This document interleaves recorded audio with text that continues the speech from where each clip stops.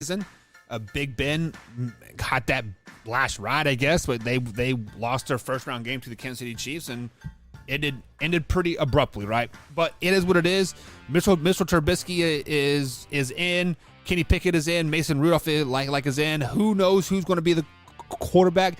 But I am going to project that Mitchell Trubisky is the Week 1 starting quarterback for the Pittsburgh Steelers, and that is how my picks will be going moving forward. Because if you guys will listen to the if and then statements, and if you missed it, go back to the clips. They'll be aired tomorrow, probably 2 p.m. East Coast time is when that clip will air. But week number 1, the Pittsburgh Steelers go on the road to take on the defending Super Bowl runner-up, the Cincinnati Bengals.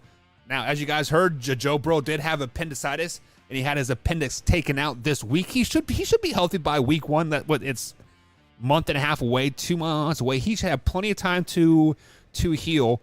But with all that being said, it doesn't matter who starts for the Cincinnati Bengals. They are hungry, and the Pittsburgh Steelers are still going to try to find their way week 1 with their new quarterback. So give me the Bengals.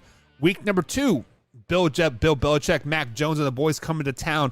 It's not Three Rivers, it's not Heinz Field anymore. What is it called? National Crypto Bitcoin Dogecoin of America Bank or something. Whatever it is. Anyways, Steelers at home for week 1.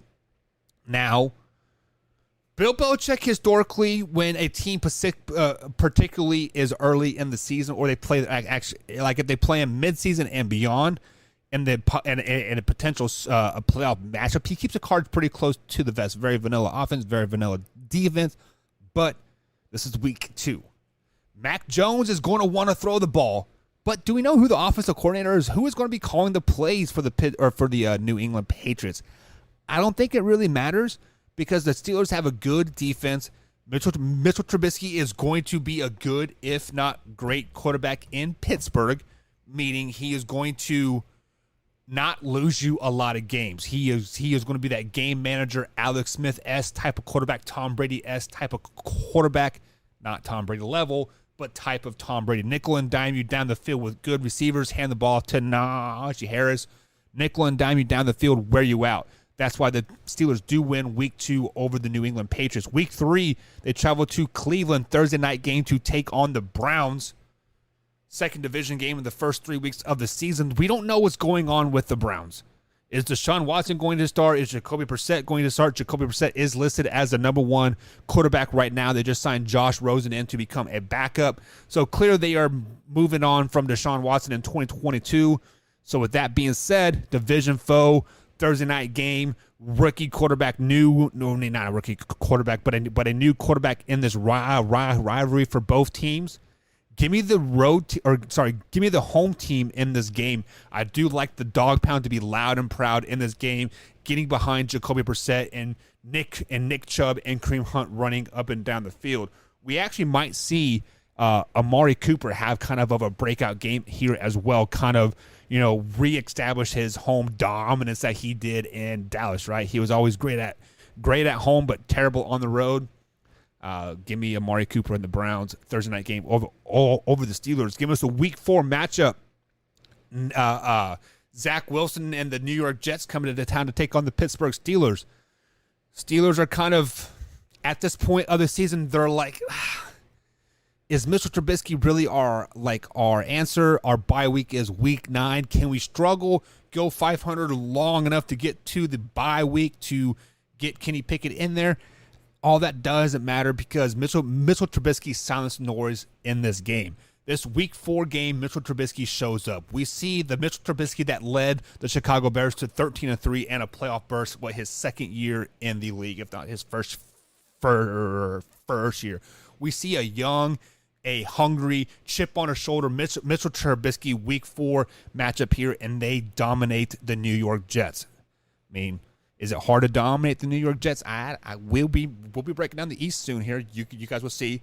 But week 5 matchup, after that dominating performance versus the Jets, they have to take that domination and carry over to week 5 into Buffalo, New York to take on the Bills. The battle of probably the best 2 defenses in the AFC. The battle of a top 20 offense versus a top offense in the league. Give me the home team. The Buffalo Bills win this one. Week number 6, Tom Brady comes into town to take on the Pittsburgh Steelers. Tampa Bay Buccaneers versus Steelers, week number 6, Sunday game. Sunday afternoon game. I feel like every time we have picked a game here, I have picked the Bucs. I have picked the Bucs over and over and over, and at some point they got to lose a game, right? At some point they got to lose a game, and week 6 they do go into Pittsburgh and they lose that game. Mitchell Trubisky is going to carry on that home momentum. Najee Harris is looking thick and muscular and put on a little bit of weight because he's going to carry the ball 30 to 40 times in this game. It is going to be a dominating running performance. Yes, the Bucs have a good defense. I don't care that they signed Julio Jones. That doesn't matter. The Bucs have a good defense. It doesn't matter. Najee Harris is going to get his money, going to earn that money, going to run up and down over the Bucs in week number 6. That puts the Steelers at 3-3 going into the week 7 matchup versus Miami Dolphins at Miami. Miami is a team that everybody's hyping up. Super Bowl, Super Bowl, Super Bowl. They're not a Super Bowl team. They're not even a playoff team.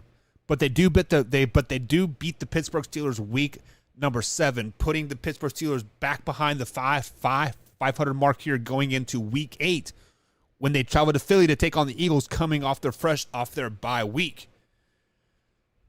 Coming off of a bye week, guys, I always like the team coming off the bye week, especially if it's a home game for the biased team. The team coming off the bye, I should say. I always like them. But I don't see the Pittsburgh Steelers really being a below 500 team. I see them as a 600 or 700 team. And if I pick them to lose this game, moving forward, their schedule does not get very easy. They have many division games. They do play the Falcons and Colts coming up as well. So this is a must-win. This is a must-win Week 8 game for the Pittsburgh Steelers, because if they lose this game, they fall to 3-5 on the season. They fall to 3-5 on the season going into a bye week. Then all the controversy starts to swirl. Is Mitchell Trubisky the answer? Should we put Kenny Pickett in? Mitchell Trubisky has only led us to a 400 record. Kenny Pickett can probably do that in a sleep, right? What do we do? This is a must-win for the Pittsburgh Steelers if they want to make the playoffs. So that's why I'm picking them to win this game over the Philadelphia Eagles week 8 going into the bye week, week 9. Then week 10, they're back at home taking on the New Orleans Saints. This is a win for them as well. Mike Tomlin has never had a losing season in Pittsburgh. He has made the playoffs every season as a Pittsburgh Steeler, I believe, head coach, if I'm not mistaken. But for whatever reason, after a bye week, Mike Tomlin and the boys are locked and loaded, ready to play. They beat down the Saints week 10. I don't care if they have Michael Thomas. I don't care if they have Drew Brees. I don't care if they have Alvin Kamara. They can bring back Joe Montana to play quarterback in this game. It doesn't matter. The Steelers are clicking on all cylinders, and that place is going to be rocking. Given a 2-game winning streak going into week 11 when the Bengals come into town, Sunday night game. Bengals are fresh off their bye week. Joe Burrow is clicking. Jamar Chase is clicking. T. Higgins is clicking. The whole team is clicking. The defense is looking nice. The offense is looking nice. But the Pittsburgh Steelers are clicking as well. That bye week is exactly what they needed. They beat down the Saints, and they're going to beat the Bengals as well at home. No sweep for the Bengals this year. The Bengals and Steelers split this season. Gives them a week 12 matchup. Steelers travel to Indy to take on Matt Ryan and the Colts. We have 3 wins in a row, guys, right now. The Steelers are on a winning streak. They are clicking. They are looking hungry. They're looking mighty, mighty hungry. This is a Monday night game in Indy. It doesn't matter. Steelers are clicking. The Steelers are hot. The Steelers win this game as well by 10 points, giving us a 4-game winning streak going into week 13 when they're on the road again to take on the Atlanta Falcons. Now, this is a trap game for the Pittsburgh Steelers. This is a game that, because they play the Ravens the next week, they have yet to play the Ravens, and when you look at their schedule moving forward, They're at home versus the Ravens. They're on the road versus the Panthers. They're at home versus the Raiders. And then Ravens on the road, and then Browns to finish out the season.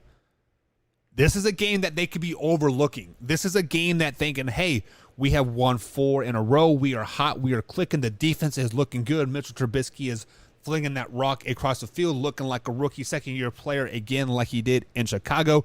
Looking fresh. Najee Harris is running solid.